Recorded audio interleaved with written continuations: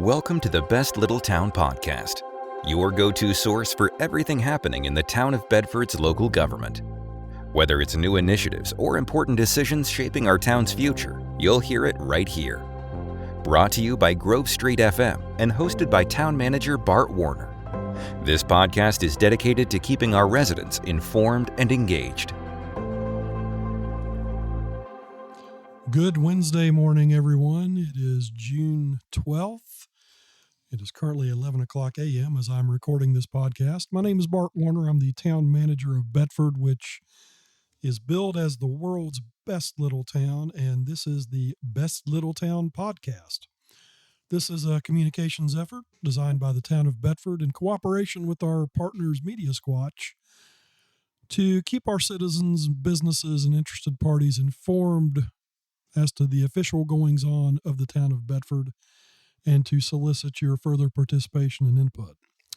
A major portion of this show relates to a recap of town council meetings. We had one just last night. Not a lot of items on the agenda, but the ones we had some pretty deep gravity to them. So without further ado, I'm going to jump into the meeting recap and start with the agenda, beginning with my report from last night. In cooperation with the Bedford Area Chamber of Commerce and the Keep Bedford Beautiful Commission, which is a branch of the town government, we are sponsoring a cleanup day in conjunction with Waste and Recycling Workers Week, which is commemorated June 17th through 21st. The event will take place on Saturday, June 22nd. We're inviting people to help us clean up the town's parks, streets, and neighborhoods in an act of service and community camaraderie. The meeting will kick off at the Municipal Building at 215 East Main Street at 8 o'clock a.m. and last till 11 o'clock a.m. The event is free and open to the public. Groups who RSVP are able to choose their cleanup location on a first-come, first-served basis, and that will be coordinated by our friends at the Bedford Chamber of Commerce. So you can contact them directly to indicate your interest in participating. You can do that by calling their office, or you can go online and learn more about this at their website, bedfordareachamber.com. We also reported some more good news from our community high school, Liberty High School. The girls' track team recently finished as runner-up at the state Class 2A meet. This is on the heels of a state championship back in the fall for the cross-country team, and maybe a little bit premature, but we feel like we're kind of developing a running powerhouse with the girls program there, and wanted to recognize that achievement and recognize the accomplishments of the team members there. Next week, June 19th, is a recognized state holiday. Town offices will be closed. That's on Wednesday. Also, I'll get into this a bit later, but looking down the road, there are some future events. Of course, June 4th is also a national holiday. Town offices are closed then. Wanted to mention that Bedford's a little different in that we shoot off our fireworks the night before June 4th. We kick off the celebrations early. And there will also be an event hosted by Jonathan Hayden on July 3rd at Liberty Lake Park. So looking farther ahead in the calendar, we want to make people aware of those opportunities. The last part of my report was to introduce our new Public Works Director, a gentleman named Tom Woodard. Tom comes to us directly from the city of Bradenton Beach, Florida, where he served as Public Works Director for 20 years. Prior to that, he had some experience with Manatee County, Florida.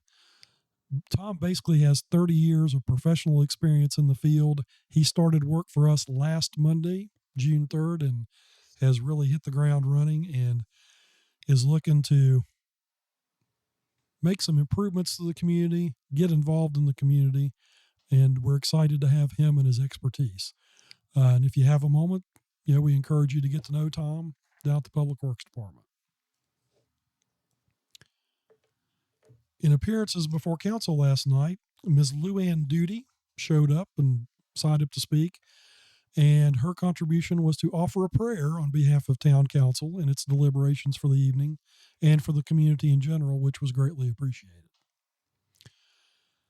In council comments, Councilman Darrell Updike commented on the June 6th commemoration at the D-Day Memorial, and he volunteered on the transport services there related to parking. Parking was in remote areas and shuttles were provided to get people up to the actual memorial site. Darrell was assisting with that, and he noted that several citizens on those transport had commented on the professionalism of Bedford's police department, and he passed that compliment along and added his personal comments to that. Councilman Bob Carson offered compliments related to the commemoration of the 80th anniversary of D-Day at the D-Day Memorial. The D-Day Memorial held events on June 6th, and then also subsequently on Friday and Saturday evenings, culminating with one on Sunday morning. Bob also offered congratulations to the LHS girls track team. Councilman Stacey Haley offered thanks to Chief Ronnie Lewis and the police department for their role in managing our guests and crowds with all these various events that took place the week prior. He also offered compliments to Ken and Linda Parker, who operate the Bedford Boys Tribute Center. They had a very special commemoration on June 6th that featured ringing of the bells at 6:44 p.m. in a very symbolic observance of the sacrifices made by the Bedford Boys. Mr. Haley also noted that at our next meeting in July, which will take place July 9th, he would like to talk about a tax exemption for Bedford Elks Lodge number 2844. Councilman C.G. Stanley noted that he had attended an event sponsored by the Chamber of Commerce earlier on Tuesday morning, known as A Line at 9, and was complimenting both the Chamber and their role in bringing people together and providing these great kind of community events, as well as the businesses that were present, and he noted his enjoyment in interacting with them. Councilman Bruce Johansson also spoke to the high quality of the events related to the D-Day Memorial observations. He said that he noted several comments that he received from out-of-town visitors who were complimentary of our community in general, the appearance, and just the social quality of our community as well. Bruce noted that the Bedford Get Together group is still working on a mural downtown that is intended to be a representation of all who have served our country over the years.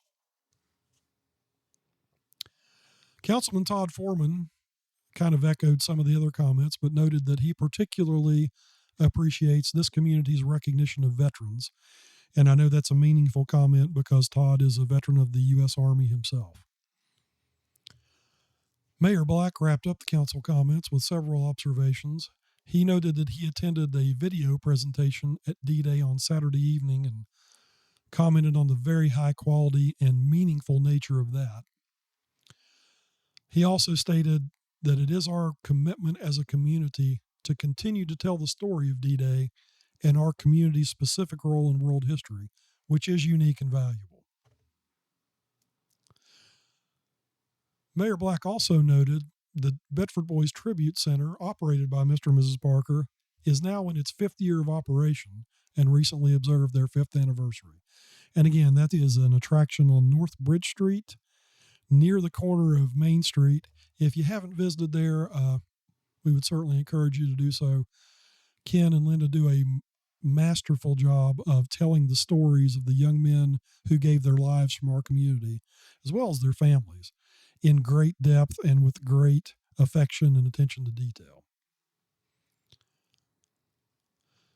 Mayor Black also noted that he hosted the second downtown stakeholders meeting regarding parking issues and requested that we schedule a joint meeting of the Public Safety and Streets Committees of Council to review ideas and recommendations that have come out of that process. In a report of council committees, there was a joint meeting of the Finance and Electric Committees that took place Monday this week. C.G. Stanley, who is the chair of the Finance Committee, gave credit to John Wagner, our electric director, for providing a very in-depth utility update. We talked about several upcoming operational and capital plans and challenges associated with the electric operation in particular, and noted the challenges that we will face related to budget and supply chain, as well as market issues. Stacey Haley reported on behalf of the Electric Committee and noted that it was a worthwhile event and that it helped foster future planning for both the budget and for the electric utility operation. Moving forward into the agenda, we did have one public hearing on a proposed increase to the electric rate tariff. That proposed increase would be a $5 charge that would be added to all electric customer bills each month. A public hearing was held for that last night. We did have one citizen, Miss Nancy Layton, who spoke in opposition to adoption of the tariff.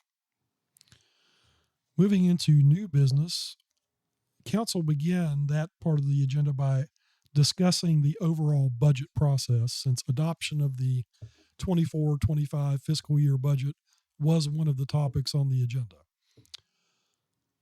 Mayor Black began by identifying several infrastructure challenges related to the growth we're experiencing within the community. These challenges do affect our capital and operational plans. Tim stated his opinion that we need to take a hard look at the revenue side, and we will be conducting an independent rate study related to the electric operation as part of that exercise. Tim did offer a suggestion about the $5 electric surcharge and suggested that we defer that as part of the budget process until January 1st. Council did have some subsequent discussions about that and other issues. Mayor Black made it clear that the proposals that Council is considering as part of the agenda last night do not affect the operating budget. We have removed $1 million in capital from the electric budget, but we do know we need to reassess that because we are likely to have unexpected costs that pop up associated with growth and business expansion. And not a lot of people know this, but the electric infrastructure with new development is typically funded in a partnership between our electric utility and the developers, which is not uncommon also in the private sector for investor-owned utilities such as AEP. In addition to installing things like transformers and power lines, the town electric department then has the responsibility for maintaining those in perpetuity afterwards, in much the same way as streets and sidewalks, and also any water and sewer infrastructure that is maintained by our partners with the Bedford Regional Water Authority. Those costs do reflect in our budget, and we do front those costs with development. Of course, the idea is once we have customers who are using our services, we recoup those over time through the rates and fees that we charge related to the service. The discussion in broad terms about the budget, and particularly with the electric operation, was to recognize the potential decrease in revenue from deferring the $5 surcharge by using fund balance from prior years in the short term. And the consensus reached in that discussion was to adopt the tariff rates with the exception of the $5 increase, which would be deferred until January 1st. The next order of business was the ordinance dealing with the electric rate tariff. The current electric rate tariff, which was adopted in 2016, was reviewed during the budget process. There are a few terms and conditions and service fees that have been amended under the proposed budget. The public hearing was appropriately advertised and held, and ultimately council voted to approve the updated electric rate tariff ordinance with the amendment that the $5 surcharge would take effect January 1st, 2025. And also as part of that discussion, council committed to conducting an independent study of our current rates and fees. The request for proposals for that study should go before council next month, and we expect that to take approximately 3 to 6 months, which dovetails with that January 1st effective date. The next item of business was adoption of the budget for fiscal year 2024-2025. Again, just as a reminder, the town operates on a financial calendar that is not necessarily directly related to the calendar year. The fiscal year for us begins July 1st of each year and runs through June 30th. And each council each year has to undertake and adopt a budget for that time period that effectively defines the work plan for the town over that time, but also binds us to those parameters established within. Council spent a lot of time this year, as they do each year, reviewing the proposed work plan for the town. Ultimately, that was adopted last night by a unanimous vote of 7 members for, no members against. That budget will be published certainly in time by July 1st. We invite you to look at our website at www.bedfordva.gov and click on the Finance Department section for both the current year and the proposed budget that was adopted last night. The final act of public business was adopting an amendment to the current year budget that expires June 30th, and that effectively involves the practical nature of what I just described. We set forth a work plan with specific line items and specific tasks to be accomplished in each year. And due to circumstances beyond our control sometimes, some of those line items are coming a little bit higher than we had anticipated. But then oftentimes we are not able to start the projects that are scheduled by June 30th. So we basically balance things out by making adjustments from projects that are not completed to line items that may have come in over budget beyond what we would have estimated. And council unanimously approved that amendment to the current year budget, basically to make sure that our end of the year audit comes out clean and we provide a very clear representation of what we have done in the fiscal year that is reported. The last item of public business last night was an action by council to cancel the scheduled council meeting on June 25th. There are a couple of council members who indicated that they will be out of town that particular night. Also, council has been spending a great deal of time after their regular hours and outside of their meeting times working on the budget and other things, and they felt it was appropriate, also given the relatively light projected agenda, to go ahead and cancel that meeting. So for those of you who do follow our meetings online and those of you who join us personally, we will not be meeting on June 25th. The next regular meeting of council will be on Tuesday, July 9th at 7 o'clock p.m. And we certainly invite you to participate then. Council did go into closed session to talk to legal counsel about an assessment of the reversion agreement. As many people are aware, for many years, Bedford was an independent city from 1968 to 2013. But under the Virginia constitutional arrangement, we reverted back to town status, and that was accomplished through a very lengthy document and agreement with Bedford County. Given the fact that we undertook an action related to that last year, that being a boundary adjustment that was related to the agreement, council engaged their legal staff to evaluate other aspects of the agreement to determine the town's performance and the county's performance in terms of what we were responsible for. Again, that occurred in closed session. We will have further conversations with our counterparts in Bedford County. From my perspective, and I shared this with council, the relationship with our neighbors is very good, particularly at the staff level. We work frequently at all levels with our counterparts. In particular, I would just like to give a shout out to our neighbor, County Administrator Robert Hiss, who is my parallel partner in the county government. And if there are ever any issues that arise or any questions or even conflicts, Robert has been outstanding to work with, and we don't take that relationship for granted. So on a personal note, I reported that to council last night, and for anyone listening, I wanted to say we have very good representation by our county government officials, and we greatly appreciate that. And that wraps up the official activity that has taken place with regard to your town government. There are a lot of exciting things coming along. There are several new developments that will be coming out of the ground in the next year for certain. Just to mention a couple of those, Hampton Inn has been approved to construct a business class hotel up on Burks Hill Road. They're scheduled to break ground for that sometime in the fall months.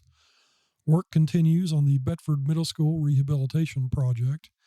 And just so you know, we continue to hear from developers on a regular, and by regular, I mean almost daily basis, who want to construct new homes for new residents and neighbors here in town. That's both on a subdivision basis. We have another development off Independence Boulevard that'll be coming out of the ground in the next year or two that will bring about 125 new homes to the community. There are also several individual lots within town that are vacant that are attracting the attention of developers, and we're starting to see new homes built there. Of course, we appreciate the history and traditions of this place and the folks who were born and raised here who are happy to continue to participate and cherish the local traditions. We intend to honor those and continue them. But we're also excited to welcome the new residents and visitors at any time. And again, I mentioned the world's best little town phrase. We have that emblazoned on a couple of our signs. We use it as a phrase. From a personal perspective, I think it's pretty close to true. And if it's not, we'll do our best to make sure that it is. Again, my name is Bart Warner. I have the honor of serving as your town manager. If there's anything I can assist you with, I would invite you to come by Town Hall at 215 East Main Street anytime. If I'm not there, I do have a lot of meetings during the day. I'll let you know.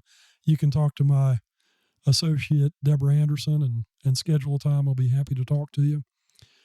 You can call me at 540-587-6022. That is my direct number. The main number at Town Hall is 540-587-6001. You can also email me at bwarner@bedfordva.gov. And if I'm not able to answer your question, I'll do my best to put you in touch with the person who can. In addition to my shout out to our colleagues at Bedford County, and on the occasion of Tom Woodard's joining the staff, I want to recognize all of my colleagues with the town. Ann Cantrell is our finance director. Mary Zirkle is our community development director. Ronnie Lewis is our police chief. John Wagner is our electric director. These are all enormously talented people who are outstanding at their jobs and are in high demand to do what they do. And I appreciate the fact that they choose to do that on our behalf, and certainly don't take that for granted. And that extends to our entire staff. The town of Bedford is blessed with approximately 100 employees who are great at what they do and frankly have the options of doing it darn near anywhere, yet they choose to do it on behalf of our community because they're dedicated to the citizens and the landscape we serve. So just wanted to make folks aware of that. If you see any of the town workers out, if you want to pass along your appreciation or compliments, I'm sure they would appreciate it, and I'm also certain that they're warranted. Until I join you next time on this podcast, I hope everyone is enjoying good health, good weather, and getting a chance to experience some of the wonderful outdoor activities as we enter into the hopefully pleasant days of summer.